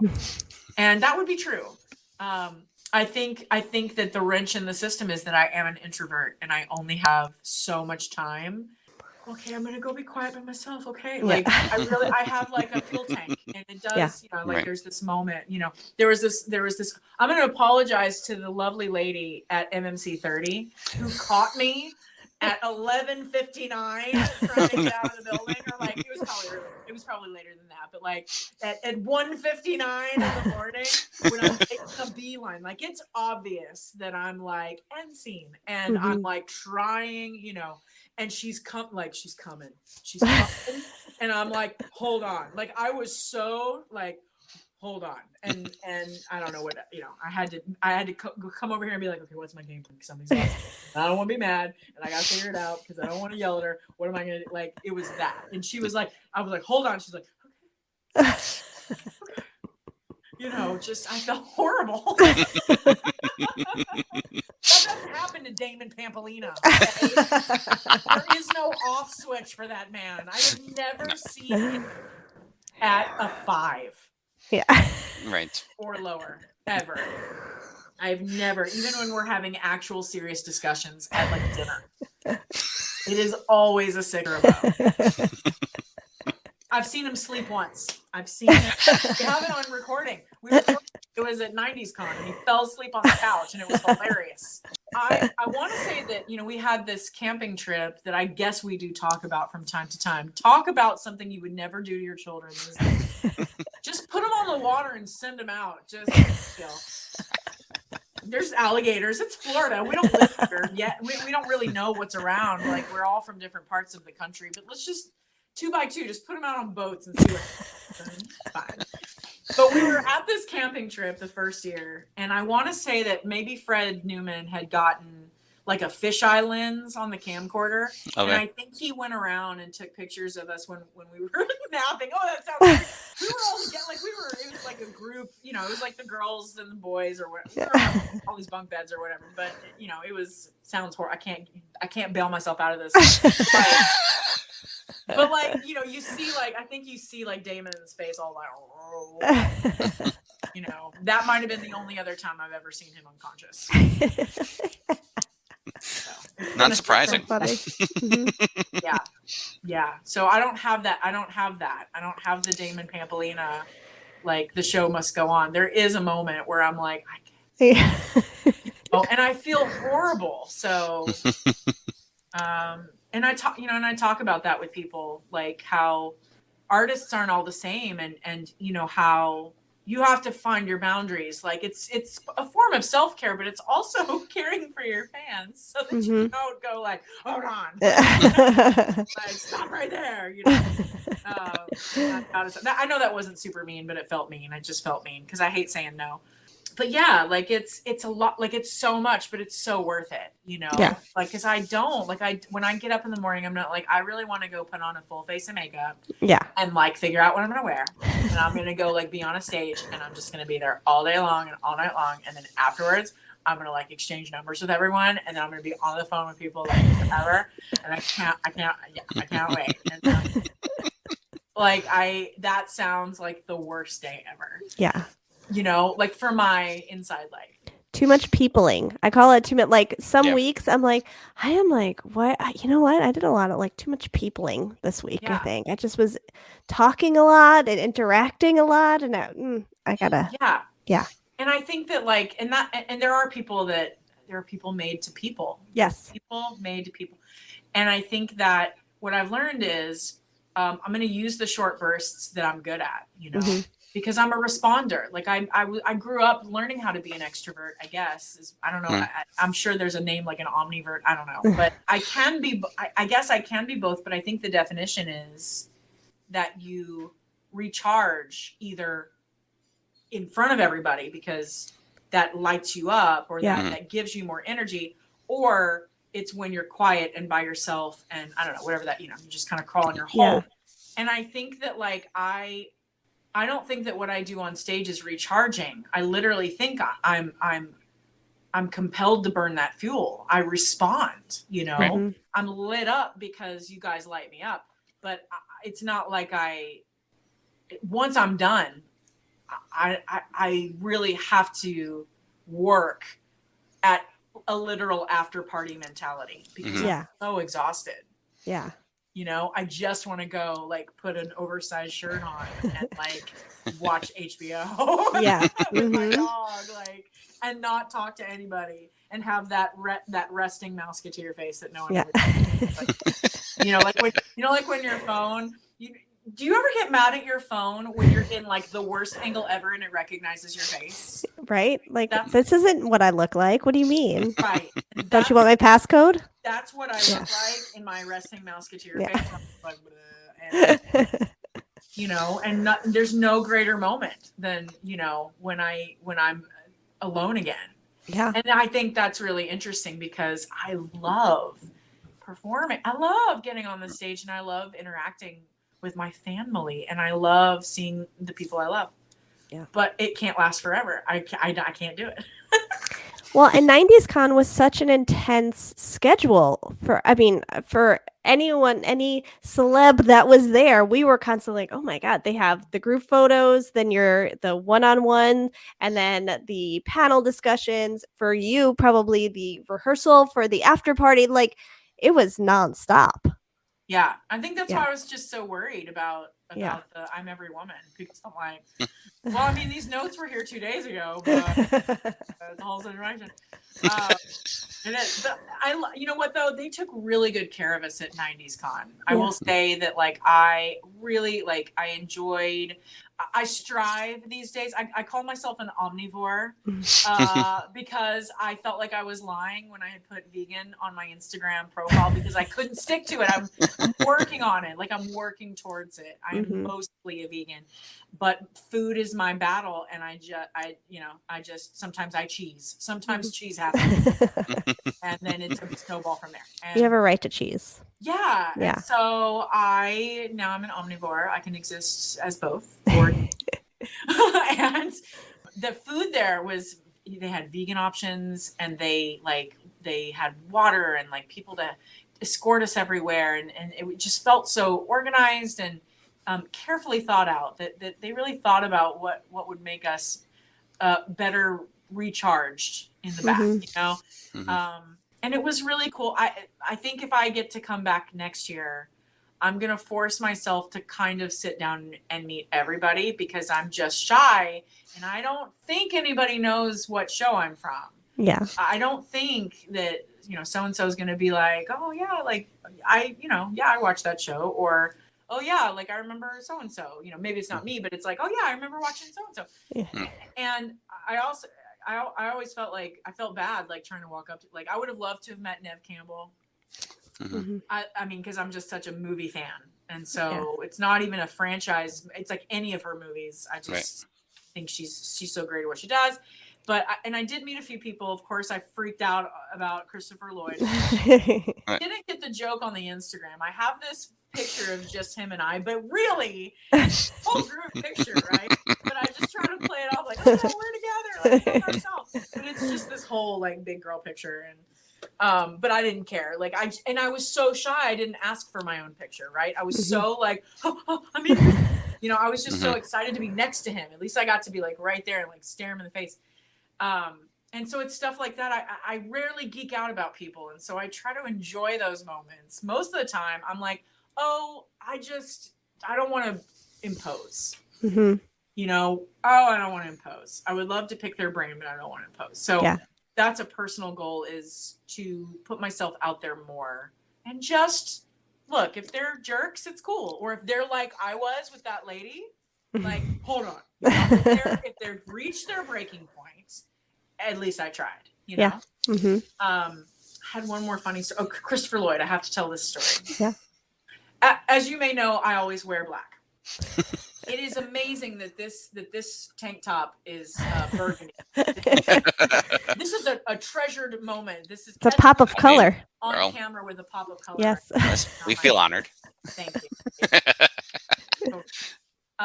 And I'm in like my, you know, tailored all black suit, whatever I'm wearing. And it's the first day of breakfast. It's the only time we actually go to breakfast in some room in the hotel where we all can kind of come and go. And you don't necessarily expect anybody to come in there, but you guys, like, we just come, you know. So some of us were in there doing our thing, and I was pouring my coffee. So I'm at the service table in all black, first thing in the morning with makeup on, and I'm pouring a coffee, and he walks in, and I say, good morning, how are you? Because I was so nervous that I had to be real smooth in my vocal. So I'm like, good morning, how are you? I might as well have just said, can I get you anything? Because I looked like I worked there. I looked like I was two together for that morning, you know, I was two together and I was in all black and I had a soothing voice, and he just thought I probably worked there, and he kind of turned around like, good morning. Walked on like it wasn't anything. It wasn't. He didn't know who I was. And I was just like, and so I like poured my coffee and I sat back and I'm like, but he thought I worked here. You should have kept it going and been like, here's a plate. Do you need a plate for the, no? Oh, if I'd been Damon Pampolina, that guy would have had everything on all the tables. He would have had three plates filled with food and a doggy bag. I don't go there. Like I don't have that, but you know, but that's what makes us all really, you know, really work, is that I love that about Damon. And I love Chase's passion for excellence. And I love, like, he has such a fun, soft side to him that I didn't know about when we were kids. Like, I remember there was a year where someone else told me how much Chase loves me. And I was like, what do you mean? Like, what? And he's like, oh man, you're like his sister, like you're his favorite little sister. And I'm like, why? Like, are you sure you mean Chase? Who? You live so many years apart, and you just think about it. We live for years apart, and we don't keep tabs on each other's sort of process of how you revisit someone in your head that you grew up with, you know.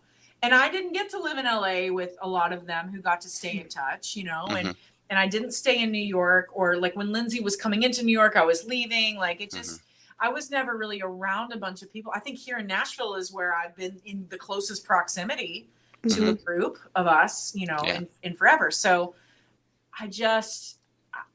I'm always impressed and surprised by the depth of love, like however it manifests, you know, you know, just the way that Damon's like, you know, you're killing it, just whatever. And Dee Dee's like, can I pray for you?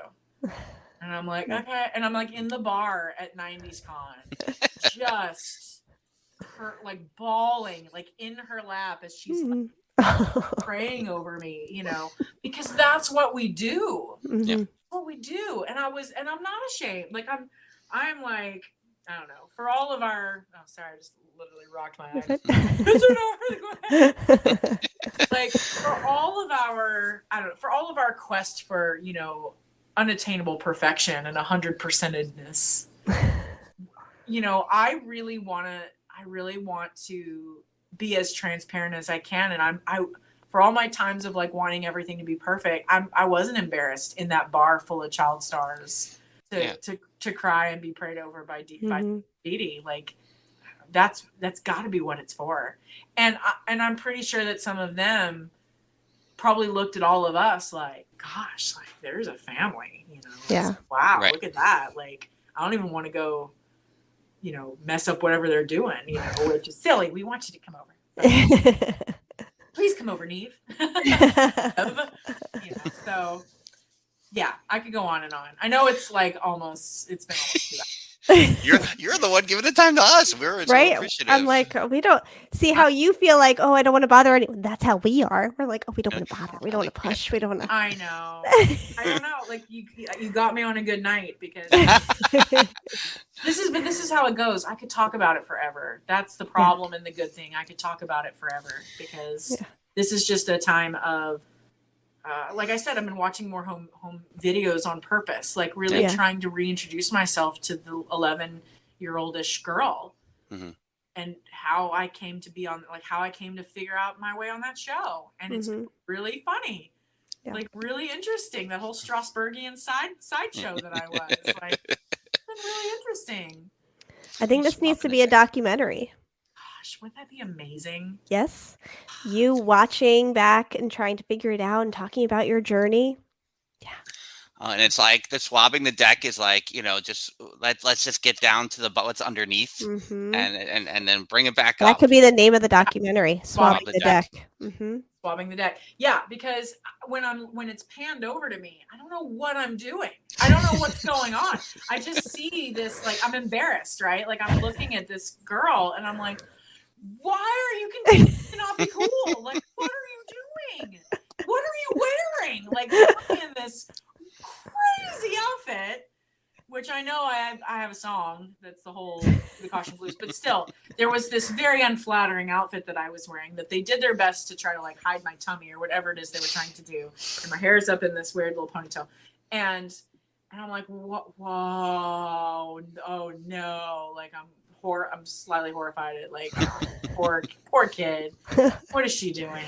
And then I slowly start realizing the technique of what I'm actually doing. Cause then I'm like, oh, it's that scene. Like I remember I see Fred doing whatever he's doing with his pirate thing.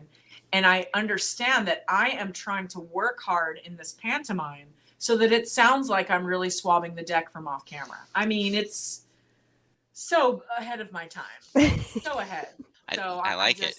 I want to be impressed by her. Like, I just want to fall in love with that kid all over again and be really impressed so that, like, you know, when you go through your moment, I know that not everybody has this much documentation of their life. And for someone who did not feel cool, certainly didn't feel skinny or like, you know, shape-wise valuable in her business, to go find what really mattered. Right. To go find, you know, from the inside out how fabulous I was. I want to do that for me, but I also want to do that because I know not everybody can or will. Goodness gracious, will. I wish everybody would go back and fall in love with their kid selves, especially if you didn't think you were awesome. I know some people, I guess, thought they were like awesome I did not think I was. I did not. We can't relate to those people. I don't know what they are. I mean, I don't know what they are. Right. Trampolina has probably always felt comfortable. I in mean, his own skin, you know, like what a joyous human. Yeah. Like, and that's cool. But like, yeah, I really feel like most of us look back and we're like, oh gosh, you know, and I really want to battle that. I mean, I'm sure I'm going to write a book, and I'm sure, like, wouldn't a documentary be great? And I'm so for all of this because, you know, that time is done. Like, I'm not, I mean, I'm a Mouseketeer. I guess we're Mouseketeers for life, but it's like, I don't get a paycheck anymore. That's not where it's not where I work anymore, but it is such a huge part of who I am. And it's such an extension to our fans and who I call my family. You know, it's not just fans, it's a family. So it's such an extension that I feel like that's like the whole God thing and my whole mother thing.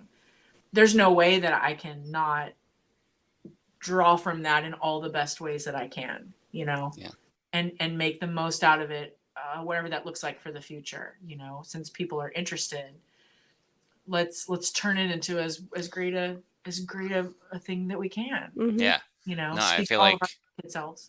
Yeah, I feel like that's where that's where it is, and just whether it's together individually, just to see it out there now and building is really, it's just really great to see all these years later.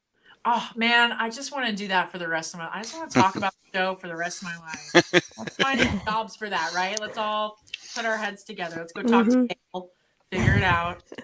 I'm ready. I need storyboards on my desk yesterday. Budgets. Well, you know, thank you so much for talking to us. Like, this is, I mean, hearing you talk about your life, your passions, all these things is just really, really wonderful. And just to see you in person over the course of the last 6 months, even briefly talking or performing, it's really amazing. And so I'm so happy that we can do it. You know, we can go and see you perform is awesome. JenniferMcGill.com is your website. Tell us about the website before we close up shop here. Yeah, the website is really a catch-all. Like if you don't know anything else about me, go to the website and you'll absolutely learn a whole lot if you like to read. And there's links for everything. I mean, in the very beginning, you know, I do a little bit of a synopsis, which again, it's more transparent than not. It's really not about trying to build me up to be, I don't know, some big thing. It's more like, hey man, I'm a real person and I got some stories. And if you're interested, you know, you can learn more about me, etc. Right. So speaking of Miss Versatility, I'm never gonna get that word right. I don't spell things well, but I'm versatile. No, I speak. I just did an engagement in Orlando called the Refuge Women's Event. And I did a 45-minute speech kind of talking about some of this stuff and talking about my realized purpose, you know, kind of re-understanding like what I'm meant to be and how I'm meant to be in this world, and sang some of my unbreakable music. And so like if you're interested in music I've put out, there's a link to go, you know, see Spotify or go to my YouTube page. There's a few great videos. And I even have a blog, which I haven't done anything with it, but you know, the few things I wrote are super fun.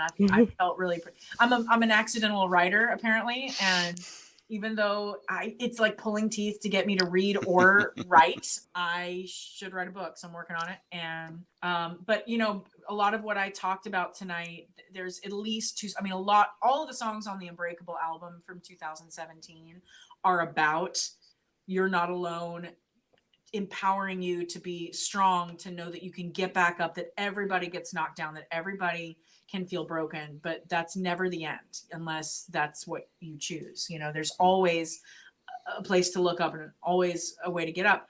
But there's two songs in particular that talk a lot about kind of this identity crisis, or, you know, the whole high school or middle school, like awkward phases. It's one of them's called Look in the Mirror. And the other one is one that I sing almost at every event, every speech event that I do. And it's called What I Know Now. And that's the love song that I wrote to my 11, 12-year-old self, with withstanding mild verbal bullying and, you know, a lot of self-bullying. That was the song that when I talk about they're only 4 feet tall, you know, these giants, they're only 4 feet tall. It's talking about all us kids. Right. Like we're just little. We're just children. You know, don't let that be the final judgment on you. You know, even if it's you talking to yourself, right? We're all just kids. Yeah. And you can't let those truths stay, you know, the ones that hurt you like that. Anyway, and I'm in love with that song, even to this day. So there's all of that kind of stuff on the website. You can find all my social media. You can plenty to see on YouTube. Anytime anybody posts an interview, by the way, this one too, I just try to add it to my interview page. Try to keep everybody posted. But I think one of the things that, you know, if you're interested in seeing more of me, like interacting, I guess, I do have a store on my website, and there's a subscription for McGill Mail. And I do actually write back and forth with subscribers who choose the Pen Pal subscription. Nice. And I kind of like, let's just say, maybe practicing for a book someday. I have a McGill Musings subscription where if you're not interested in the whole writing back and forth thing, I actually do like a blog that I type out and I address it to you, and you're the ones who get it. I don't post it online. It's sent to you, you know. And I've had a few calls. I also have Gen Talks where we get on Zoom and have different times that, you know, we can talk. And I have voice lessons, of course, all that stuff. I have like a cameo video. Like if you have a birthday, want me to send you a little something, you can buy one of those. But for me, it's a way to keep in connection and whatever makes sense for, you know, the family member. I want to be as available as I can, especially as an introvert. I want to bring back the handwritten notes, and I want to be able to be face to face when I can, and, you know, reach out as much as I can. And so I love the Pen Pal thing because it does remind me of writing fan mail when I was in that time period. And I know that my family members feel the same way when they write back. Because I have lots of stickers. We use lots of stickers in my so that's a long-winded version of everything's there. You can learn. If you don't know me at all, you'll learn. You'll have questions. Learn a lot, and you'll have more questions once it's all done. But anyway, the last thing is I do virtual concerts now and then. I've switched to the Facebook Live paid event format, which I love. I'm waiting to see what, you know, this one, like the tickets from March. I'm waiting for Facebook to send me those results just to make sure it all actually works. And then I get those tickets in hand. Right. And then I will do more concerts. I know that the whole circle works because the experience of the concert was wonderful. And you can still buy a ticket to it and watch it. And if you have a ticket to it, you can rewatch it. And I love that it just stays. Yeah. So once we kind of get this full revolution, so I know what it all looks like, you know, coming into the account, etc. I know it works. I can't wait to do more and more because a big portion of the proceeds goes to charities. And that's important because at the time that we were in isolation, and I honestly, even though I come from a culture of diversity, like even in my gifted resource classes in Texas, there was multicultural experience and diversity and the vision around the room. Like I was taught at a very early age about that. I felt at the time, I didn't feel like I maybe had a right to say anything. I didn't feel like this was my moment to speak up based on maybe what I looked like. I just didn't feel right. I didn't know what to do. I didn't know how to help. I wasn't at a time like in the isolation where I could go march. I didn't know what to do with so many things happening politically and so many injustices. And I said, okay, I sing and I talk to people online. Let's go do that and raise money for charity. So that's what I do. And I give to the NAACP, specifically the legal fund. I give to No Kid Hungry because when we're not in school, those kids sometimes don't have any other food opportunities. And so I give there. We have a very special charity that helps teach families of very small children, not just like the ones who are starting to walk and talk, but even younger, that try to educate families about predators so that, you know, even at the youngest age, they can protect even then, because there's no age that for a predator would be too young. And so that was something very near and dear to my assistant's heart. So I wanted to make sure, we went in that direction. And so, we keep ebbing and flowing with some of our charities, but every one of them are so special. And again, I just wouldn't feel right about doing the concerts if I didn't have that kind of an end game. I need it to help somebody else. It can't be about me singing. I'm the one who has to go sing, but still, it can't be about that. But if you love to attend those concerts or stay connected on like what I do, follow me on Instagram. That's where I post everything, and it's filtered into everywhere else, right? Instagram is the one that I check, and I like everything you say, and all the messages, and I update my link tree on my profile bio. Yeah, I'm all about Instagram. We can vouch for that because we have had things liked by Jennifer McGill, and we're like, look, she liked our stuff. Look. I gotta do it. When I see all the, I'm not one of those people, like my phone is constantly on silent. Like it never rings. My Fitbit vibrates, and if it runs low on batteries, everybody's out of luck. I can't stand the phone ringing and the beeps and the emails and all that. So Instagram, I don't have all the instant notifications. Same thing with Facebook Messenger. I couldn't do it. But when I get on Instagram, I am very present. I check all of the comments and all of the likes and try to respond. I love to. So what is it? The Jennifer McGill, is that my handle? Probably. I think so. That sounds right. Can you believe someone took Jennifer McGill? What other Jennifer McGill? There's like 3 of us in the world, and one of them took that Instagram. It's like how did they beat me to it? Yeah, that's the most conceited thing about me, is that my handle is the Jennifer McGill. Yes. Yeah, it is. It is in fact the Jennifer McGill. The Jennifer McGill. The only one with a versatility sash. That's right. Sash. That's right. The Jennifer McGill. That's right. Love it. Jennifer, thanks so much for taking this time. Yeah, it's awesome. Thank you. You're so welcome. You're going to have to come back and tell us more stories. Go to dillosdiz.com for blogs, vlogs, and more. dillosdiz.com. Follow Dillo's Diz on Twitter, on Instagram, and on TikTok at Dillo's Diz. Dillo's with an S, Diz with the Z. You can like Dillo's Diz on Facebook, facebook.com/Dillo's Diz, and you can subscribe to Dillo's Diz on YouTube, youtube.com/Dillo's Diz. It is on that channel that you will find Theme Park Thursday live each and every Thursday morning, youtube.com/Dillo's Diz. Then head over to DillosDizResort.com. Your escape to Disney nostalgia. DillosDizResort.com. Patreon membership levels beginning as low as $1 per month. DillosDizResort.com. Theme Park Thursday with Dillo's Diz, featuring Frank Cardillo and Jen Cardillo Snyder. The theme was composed by Matt Harvey. The intro and the outro was performed by Lindsay Zerugian. The Dillo's Diz fact checker is Mel Dale. Until next week, we'll see you real soon for Theme Park Thursday with Dillo's Diz.